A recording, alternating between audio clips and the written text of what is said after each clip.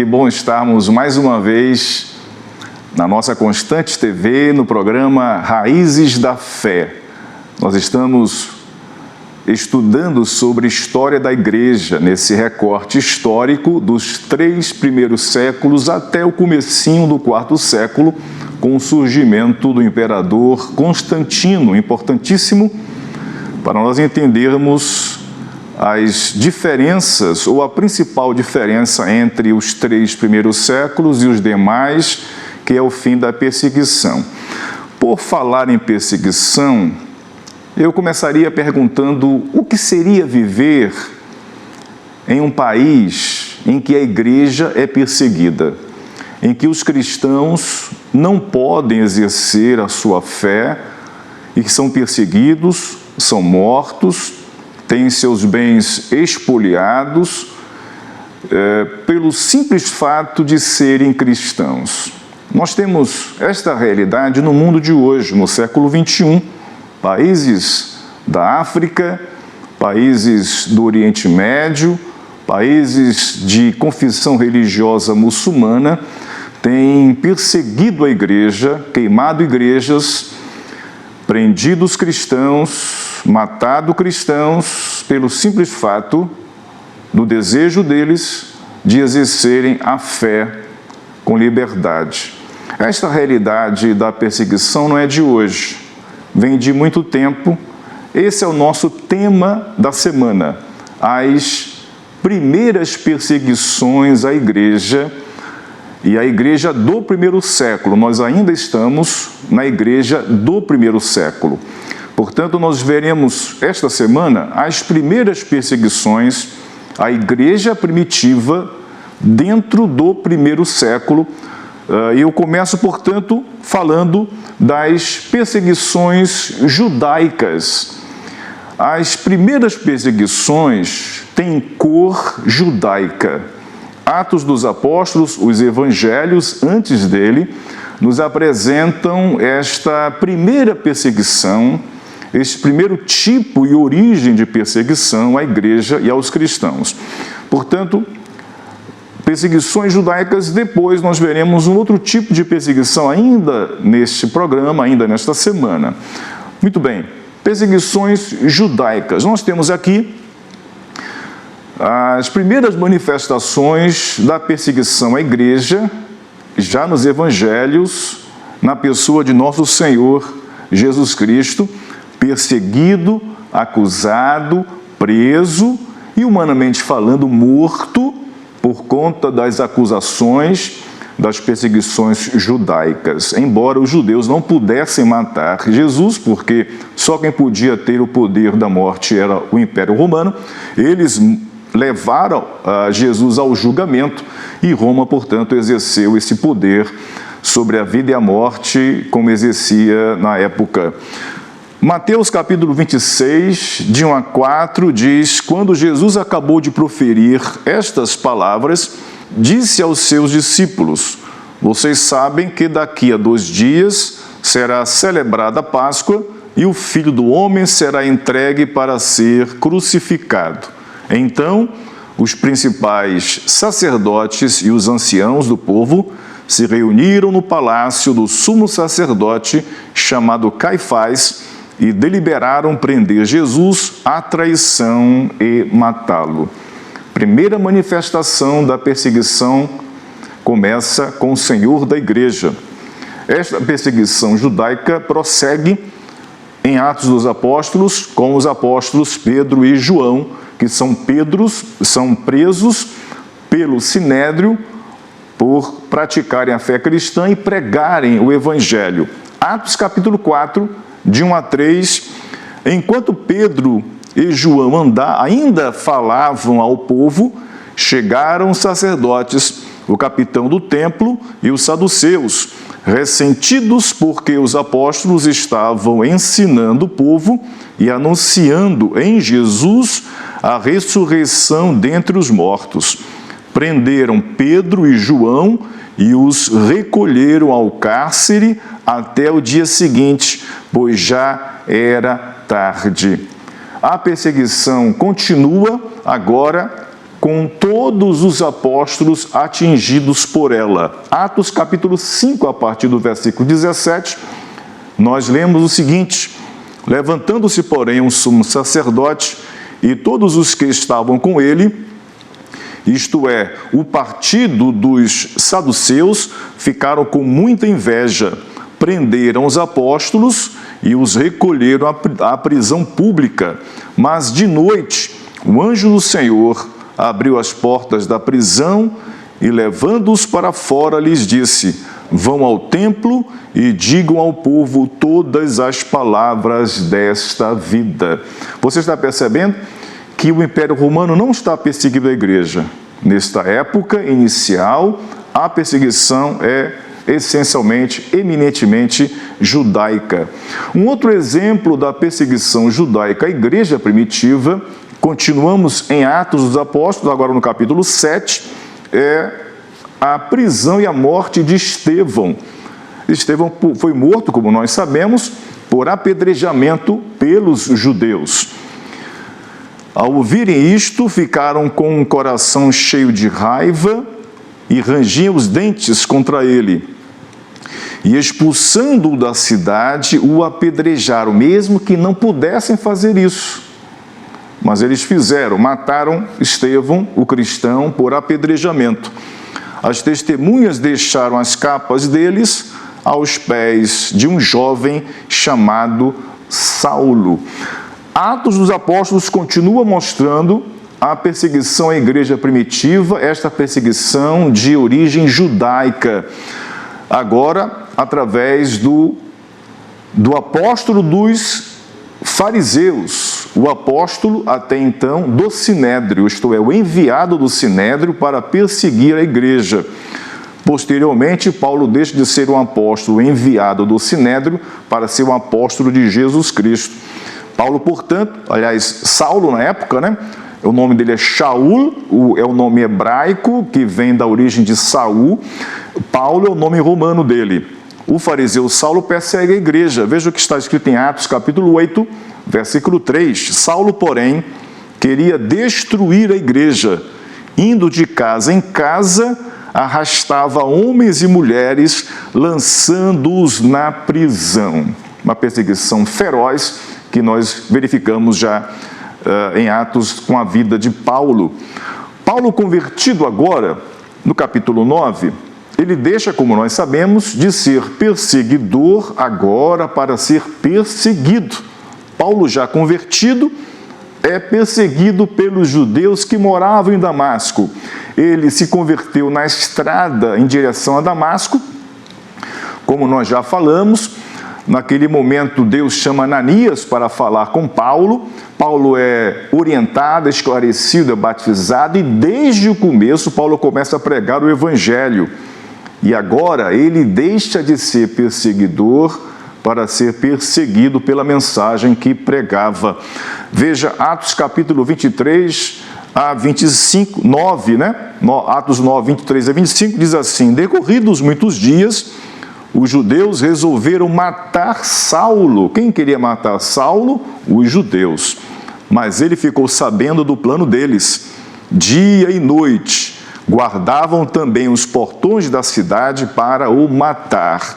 Mas os discípulos de Saulo tomaram-no de noite e, colocando-o num cesto, desceram-no pela muralha. Uma situação crítica.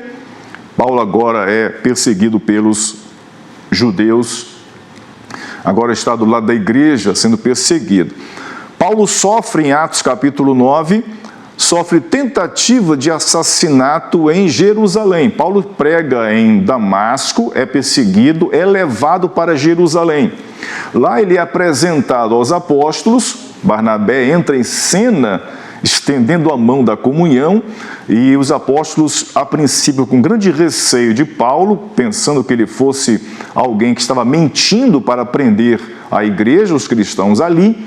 Portanto, ele é apresentado, a igreja confia na conversão de Paulo, ele começa a pregar imediatamente em Jerusalém. O que acontece? Atos 9, 28 diz: e Saulo ficou com eles em Jerusalém, entrando e saindo, pregando ousadamente em nome do Senhor, falava e discutia com os helenistas, mas eles procuravam matá-lo. Quando isto chegou ao conhecimento dos irmãos, levaram Saulo até Cesareia e dali o enviaram para Tarso. Observe no mapa, Paulo está aqui pregando em Jerusalém. Portanto, de Jerusalém ele é levado para Cesareia, porque Jerusalém não tem porto, é uma montanha no interior. E Paulo é levado para Cesareia Marítima, chamada porque é uma cidade que foi construída pelo Herodes o Grande, uma cidade em homenagem a César, por isso o nome é Cesareia, um porto artificial.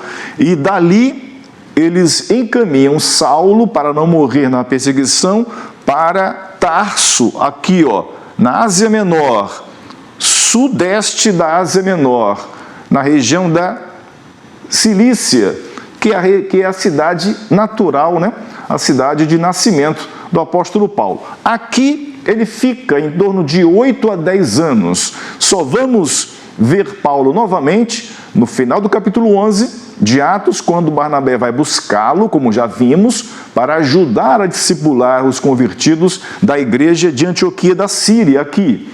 Portanto, esta igreja fundada em Atos capítulo 11, Paulo e Barnabé são os primeiros fundadores dessa grande igreja, que se torna a igreja base para o ministério do apóstolo Paulo nas viagens missionárias.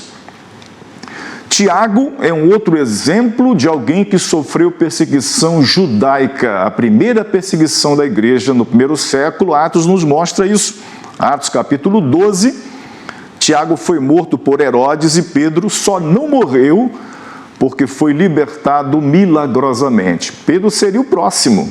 Tiago havia morrido e Pedro seria o próximo, e Deus libertou Pedro. Por que Deus permitiu que Tiago morresse e Pedro fosse liberto? Isso pertence à vontade divina. Não podemos encontrar respostas, a não ser pela boa, agradável e perfeita vontade de Deus aconteceu desta maneira. Atos capítulo 12, verso 1 a 5, diz o seguinte: por aquele tempo, o rei Herodes mandou prender alguns da igreja para os maltratar, alguns da igreja, não só apóstolos. Mandou matar à espada Tiago, irmão de João.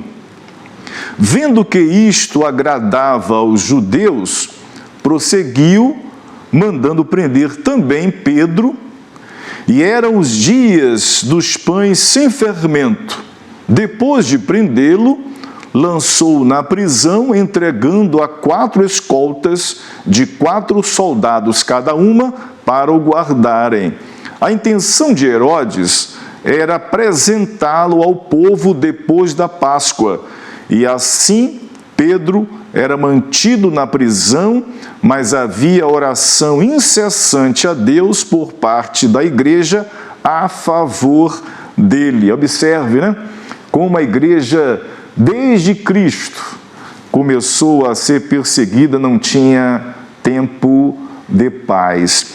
E aqui, muitos outros exemplos de perseguição à igreja. Atos capítulo 13, Paulo e Barnabé foram perseguidos pelos judeus. Atos capítulo 14, Paulo e Barnabé quase foram apedrejados em Icônio. Atos capítulo 14 ainda, Paulo é apedrejado pelos judeus em Listra. Atos capítulo 17, Paulo sofre perseguição dos judeus em Tessalônica e Bereia. Atos capítulo 18, Paulo foi perseguido pelos judeus de Corinto. Atos capítulo 21, Paulo é espancado pelos judeus e preso em Jerusalém, acusado de introduzir um gentio no templo. Atos 22, os judeus exigem do comandante romano a morte de Paulo. Atos 23, os judeus planejam uma emboscada para matar Paulo. Atos 25, Festo planeja julgar Paulo em Jerusalém, o que provocaria sua morte. Então, ele apela para César. Você percebe como a igreja, desde o começo, desde o seu cabeça, do seu fundador, do povo de Deus, do Novo Testamento, começa a ser perseguido. E até o momento, perseguição de cor judaica. Mas a perseguição não termina aqui, porque nós vamos ver um segundo momento da perseguição à igreja primitiva, ainda no primeiro século, que é a perseguição estatal. Agora o Estado romano vai perseguir a igreja. E a primeira perseguição à igreja é a perseguição imperial sob o comando de Nero. É a perseguição neroniana. Essa perseguição aconteceu entre 64 e 68. Por que 64? Porque foi o incêndio de Roma. E Nero acusou os cristãos pelo incêndio de Roma. Naquela época, Roma tinha 14 bairros. Dos 14 bairros que havia na cidade de Roma, 10 queimaram, 4 ficaram intactos.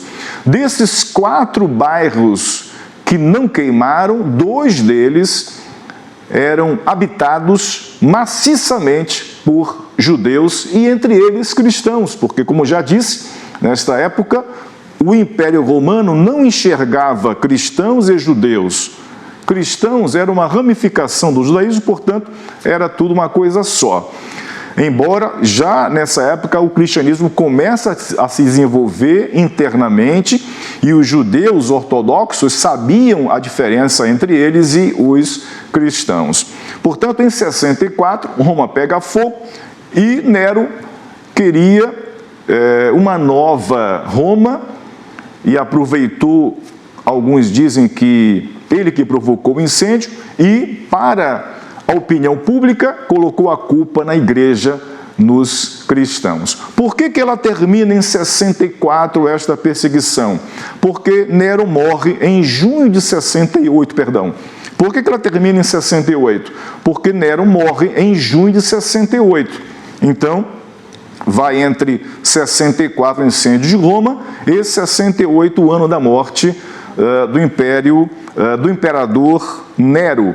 Portanto, o motivo aparente, eu vou já mostrar por que é aparente. O motivo aparente da perseguição aos cristãos é o incêndio de Roma. Ninguém tem provas de que os cristãos queimaram a cidade de Roma, nem mesmo os romanos, nem mesmo os historiadores romanos, como é o caso do historiador Tácito, na sua obra Anais. Tácito é contemporâneo, por assim dizer, de Nero, e Tácito, um historiador, um escritor romano, manifesta a sua opinião acerca desse episódio, desse sinistro incêndio de Roma e a acusação de Nero aos cristãos. O que Tácito diz?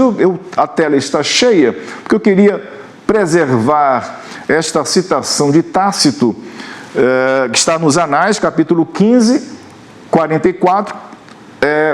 Tácito diz o seguinte: apesar de todos os esforços humanos, da liberalidade do imperador e dos sacrifícios oferecidos aos deuses, nada bastava para apartar as suspeitas, nem para destruir a crença de que o fogo havia sido ordenado. Portanto, para destruir esse rumor, Nero fez aparecer como culpados os cristãos, uma gente odiada por todos por suas abominações, e os castigou com muito refinada crueldade. Cristo, de quem toma o nome, foi executado por Pôncio Pilatos durante o reinado de Tibério. Detida por um instante esta superstição daninha, apareceu de novo, não somente na Judéia, onde estava a raiz do mal, mas também em Roma, esse lugar onde se narra e encontram seguidores de todas as coisas atrozes e abomináveis que chegam desde todos os rincões do mundo. Portanto, primeiro foram presos os que chegam desde todos os rincões do mundo, portanto, primeiro foram presos os que confessaram ser cristãos, e baseados nas provas que eles deram, foi condenada uma grande multidão, ainda que não os condenaram tanto pelo incêndio, mas sim pelo seu ódio à raça humana. Você percebe nesta citação a opinião negativa que o Império tinha acerca dos cristãos, mas reconhecem que, embora inimigos do Império, os cristãos não causaram este incêndio. Portanto, a tradição pós-apostólica, isto é, do segundo século, terceiro século, é que Pedro e Paulo foram martirizados nesta perseguição estatal. Paulo, por ser romano, não foi crucificado, porque anos antes de Cristo, do nascimento de Cristo, um senador romano entrou com um projeto de lei proibindo que o cidadão romano pudesse morrer por crucificação, que é uma morte horrenda. Então, nenhum romano morria crucificado. Pedro, como não era romano, era judeu, morreu crucificado. Paulo morreu decapitado. Em 68, em junho de 68, Nero se suicida. Nero teve um reinado mais ou menos longo, né? De 54 a 68. A perseguição foi de 64 a 68, mas o seu reinado foi de 54, após o imperador Cláudio, 54 a 68. Os primeiros 5 anos de Nero foi, como infelizmente temos que dizer, né, no começo de qualquer mandato político, público, é algo que é feito para ganhar a popularidade e a opinião pública. Depois a pessoa mostra o que é. Os primeiros 5 anos do reinado de Nero foram anos bons para o Império Romano. Depois Nero mostrou quem era, se tornou um homem violento, vingativo, enlouquecido, queria adoração, embora alguns orientassem que ele não fizesse isso, desistiu de ter uma estátua que o adorasse. Foi um reinado tão conturbado, tão cheio de críticas, que Nero não suportou e ele mesmo tirou a própria vida. Portanto, Nero se suicidou após ser deposto pelo Império, pelo Senado romano. Nem o Senado aguentava mais o imperador.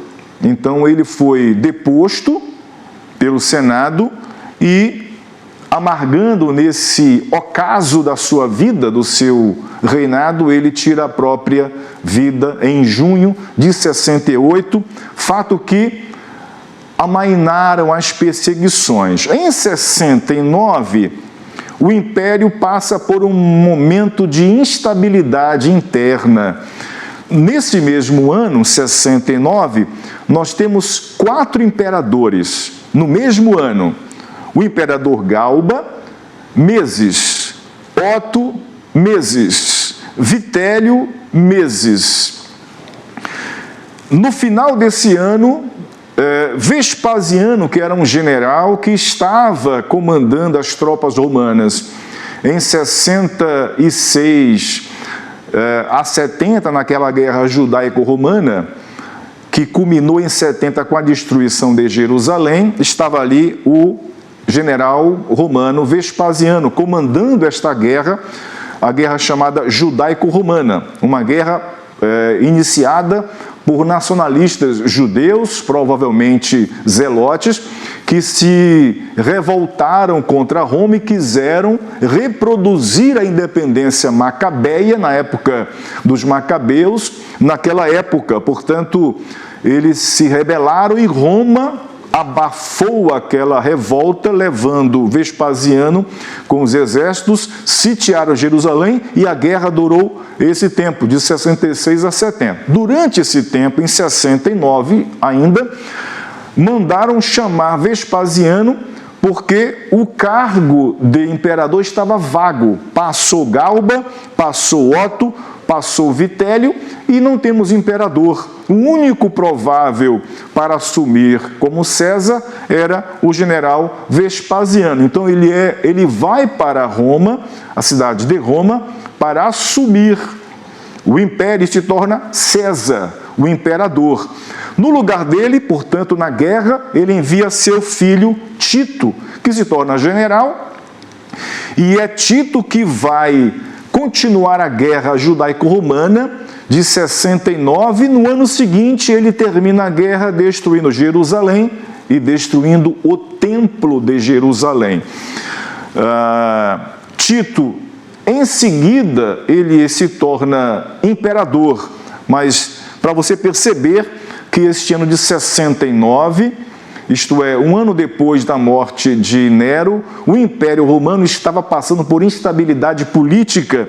Isso gerou que essa desordem política em Roma, o governo esqueceu da igreja. O governo se esqueceu dos cristãos. Então, os cristãos começaram a gozar uma relativa paz de 69 até 81. Parece que a igreja passou esse tempo em relativa paz por conta desta instabilidade política. Entra imperador, sai imperador, entra imperador, 4 no mesmo ano, né? E mesmo assim, Vespasiano teve um governo muito breve, assim como Tito, seu filho, que assumiu depois como César. E a igreja, portanto, volta a ter paz para a sua vida, para as suas reuniões. Eu quero terminar a aula de hoje, que foi o tema perseguição, para falar ao seu coração. Nenhuma perseguição destruiu a igreja. Nenhuma perseguição acabou com a igreja. A perseguição, ao longo da história, a começar do primeiro século, refina a igreja. Mostra quem é cristão, quem não é cristão. Aperfeiçoa a igreja. Portanto, o fato de passar perseguição, de ser rejeitado, de ser vilipendiado, aviltado, acusado, rejeitado, isso não é motivo para abandono da fé e nem para desistir da sua caminhada cristã. Eu quero desejar para você essa palavra. Talvez você esteja sendo perseguido no seu trabalho, no seu condomínio, na sua rua, por algum motivo e em algum lugar. Mas Deus é conosco, como esteve com os apóstolos, como esteve com os demais cristãos, na época da perseguição judaica ou na época da perseguição neroniana. A igreja continua caminhando. E assim quero desejar a você uma boa semana, que Deus o abençoe e que continue firme mesmo debaixo da perseguição. Deus o abençoe.